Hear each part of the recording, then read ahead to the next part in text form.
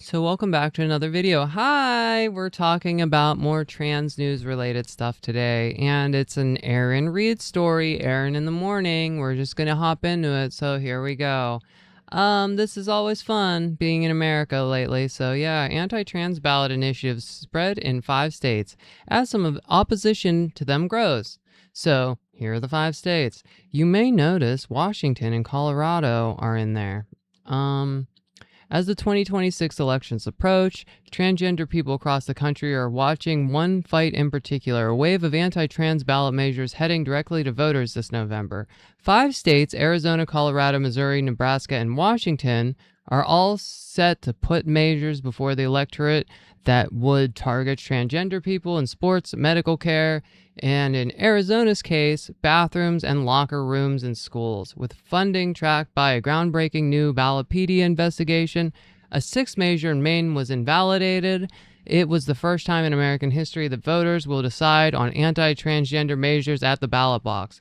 A strategic shift that advocacy groups have compared to anti-gay marriage amendments that swept state ballots in 2004. For transgender people who have sought refuge in blue states to escape the ban spreading throughout Republican-controlled legislatures, the measure represents a new and more direct threat, the possibility that their neighbors, not distant lawmakers, will vote to strip their rights. So that's what we're talking about today a little bit. And we're also going to talk about something else. I think it's a good segue to do this, and one other thing in this video is to discuss some online policy changes. So yeah, 5 states are going to leave it up to the voters to decide if we should have rights. But also you should understand that online policies have changed and shifted, and certain language and rhetoric is totally acceptable and allowed on Facebook, Twitter, X, whatever am I supposed to say? I'm just going to call it Twitter. Instagram's also Facebook. It's under Meta rules. And even YouTube's policies have changed on trans people. So we're going to get into that a little bit. And I want to say, I'm totally fine with states doing this, right? I'm absolutely okay with them putting trans rights up to the voters to decide if, and only if, at the ballot box, we have the same justifications for people that are MAGA, if they deserve to have medical care. Because, if we leave it up to a vote, maybe then, could you imagine? And by the way, whoever gets in 2028, I think it needs to be a candidate that holds people responsible for leaving this anti-trans rhetoric online. It is harmful and dangerous to our mental health. But not only that, the people that are absolutely obsessed with us absolutely have more of a problem than any trans person ever did. It's so odd and bizarre to put their fantasies and expectations and strange, what they come up with on us. If we leave it up to voters and we don't leave it up to bot accounts to make the decisions for us, and if truly the elections aren't rigged or manipulated, because we see so many activities trying to rig and manipulate it to keep certain people in power.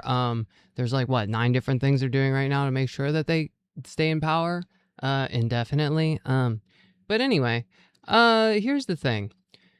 There have been changes to policies on certain platforms, and we're going to start with Facebook because it's been a very serious issue for a lot of trans people that are just trying to have a sense of community, interact with each other, and not be bothered by everyone else. We would much rather you stay out of our personal lives and we can just interact with each other. I'm sure most people would rather just have that, but it's become a spectacle. It's become an event even, and a lifestyle for some people to just harass trans people online. There's an event going on currently on Facebook that I'm not willing to get into because it could potentially develop into some serious news story, and I'm not going to talk about it yet. But we will get into that whenever it comes. So once that's all said and done, we'll definitely talk about it. So without further ado, let's talk about the Facebook policy changes, because you're not crazy to think that, hey, I reported this because they're threatening harm on me, or they're threatening whatever, calling me mentally ill or whatever, and it's just okay. It's just left up. But if you leave a comment saying hey, this white guy, or these cis white guys are just acting a certain way, because you see the transphobic stuff so often, then your account gets a strike. It doesn't matter if it's a CNN story about a white guy raping a little kid kind of thing, and it's the 5th article like that you saw that day, and you leave that comment. you get a strike. So yeah, let's talk about the Facebook changes. Before January 2025, gender identity was explicitly protected under Facebook speech policy. Facebook prohibited statements claiming transgender people or identities did not exist. Facebook specifically listed referring to a transgender or non-binary people as prohibited dehumanization. Claims that protected groups were mentally inferior, deficient, or diseased were generally prohibited. Targeted misgendering could violate bullying and harassment as a claim about gender identity, although private adults generally had to report it personally. January 7th, 2025, Meta renamed hate speech to hateful conduct. This is what I've said when I've referred to this many times about how Facebook policies have changed since the beginning of 2025. Meta deleted the rule prohibiting statements that protected group or identity does not exist. Meta deleted the specific example prohibiting references to transgender or non-binary people as it. Meta explicitly began allowing allegations of mental illness or abnormality based on gender or sexual orientation. Meta added language allowing more insulting or exclusionary speech when discussing transgender rights, homosexuality, and immigration policy or religiously. Meta publicly permitted arguments for sex gender exclusion from bathrooms, sports and sports leagues, health and support groups, certain schools. Meta permitted arguments for gender-based restrictions in military positions, law enforcement positions, teaching positions. Some sports and bathroom exemptions had previously existed in Meta's internal internal instructions. The 2025 change made them publicly and easier for ordinary moderators to apply without escalation. Meta reduced proactive enforcement of lower severity violations. Those violations are now more dependent on user reports. So protections still remain on Facebook. And this is the thing that doesn't make any sense at all because I have the receipts on this one. And I could argue this in court if I needed to, that how many times that I've reported the certain things and it doesn't go down. I see people put like some very graphic things about trans people. And, you know, I got the receipts. Gender identity remains a protected characteristic. No, the fuck it doesn't. But okay, sure. That's a lie. That's an absolute lie, and I can provide the evidence for that. Threats, calls for violence, slurs, severe dehumanization, and certain harmful stereotypes remain prohibited.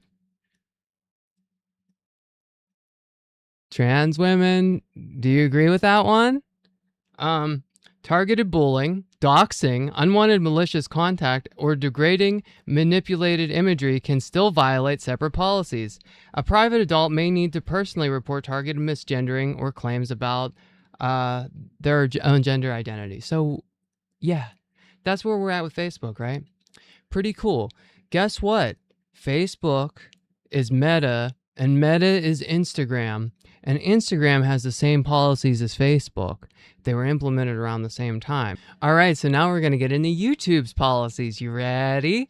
Before early 2025, YouTube's public hate speech policy explicitly listed gender identity and expression as protected. Its examples specifically indicated that calling a protected group a mental illness needing treatment could violate the policy.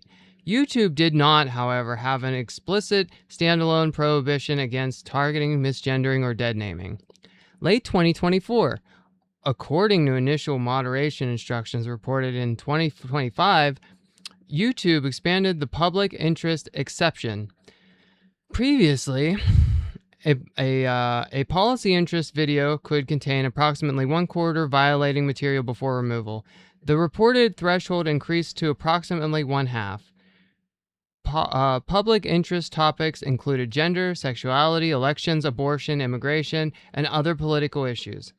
Between late January and early February 2025, YouTube removed gender identity and expression from the public protected group list.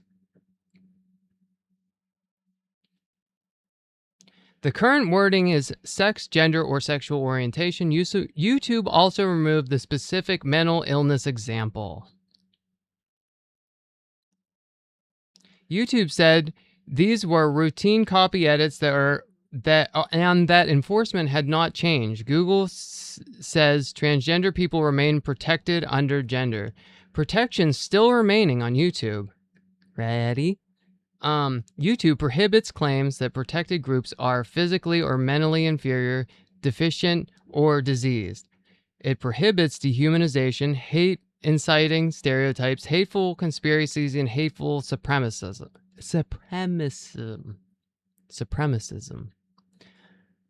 It prohibits prolonged or malicious insults against an individual based on protected status. It prohibits repeated abuse of protection groups across multiple uploads. Misgendering or deadnaming alone is not explicitly prohibited, but it can become actionable when part of prolonged malicious harassment. So now let's get into what's going on with Twitter. So 2018, Twitter explicitly prohibited targeting, misgendering, or deadnaming of trans people. April 2023, Twitter removed that specific protection from its hateful conduct policy. Twitter simultaneously moved toward visibility reduction instead of removal for many lower severity hateful posts. Moderate or isolated slurs and degrading stereotypes could be downranked, excluded from recommendations, or prevented from having advertisements alongside them. More severe or repeated violations could still require removal. Early 2024. X briefly reintroduced a rule addressing purposeful misgendering and deadnaming. X quickly restricted that rule by adding, where required by local laws. Under the current version, the transgender person targeted must personally report the post. X promises only to reduce its visibility. The protection applies only where X believes local law requires it. Misgendering or deadnaming is not generally prohibited everywhere. Protection still remaining. Gender identity remains listed as a protected characteristic. X prohibits inciting fear or harassment against protected groups. We did talk about that Nancy Mace story. What happened with that? It prohibits repeated slurs, harmful stereotypes, and dehumanization. It prohibits certain hateful, manipulated imagery. Anyone can report general hateful conduct, although X sometimes needs a report from the person targeted. Violations may be downranked instead of removed. Political and public interest exceptions can keep otherwise violating posts accessible behind notices. So that's where we're like at with all this, right? X does not have Meta's explicit permission for mental illness allegations. However, it also does not specifically list those allegations as prohibited. Enforcement depends on whether they constitute repeated stereotyping, dehumanization, or targeted harassment.